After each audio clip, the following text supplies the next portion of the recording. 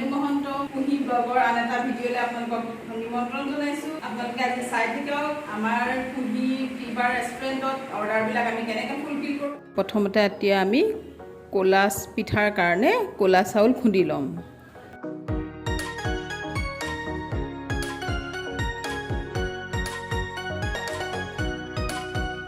এয়া নাৰিকল লাডু বনাবলৈ লৈছোঁ, চাই থাকক।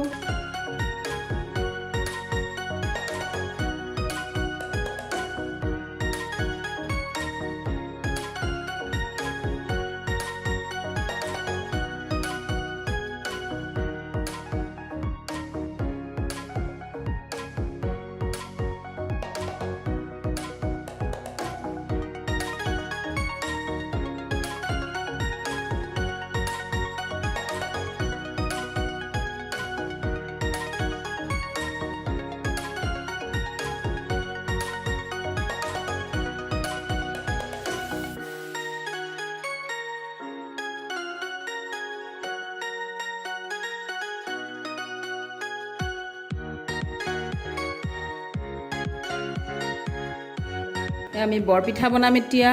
বৰপিঠাখিনি কেনেকৈ হয় চাই থাকক। ইমান কম সময়ত আমি দুটা কেৰাহী পাতি লৈ একদম কম সময়ত হৈ যাব।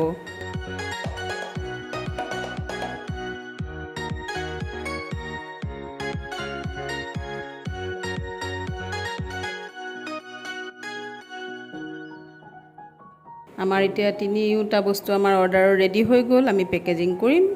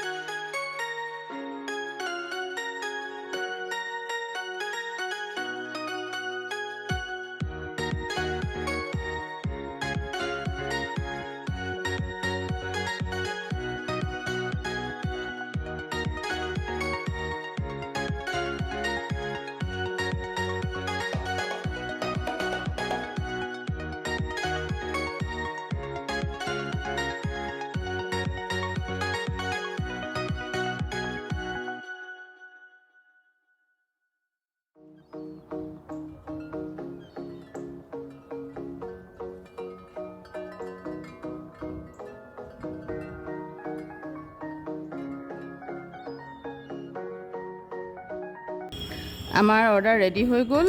ক'লা চাউলৰ নাৰিকল দিয়া পিঠা, বৰপিঠা আৰু নাৰিকল লাডু।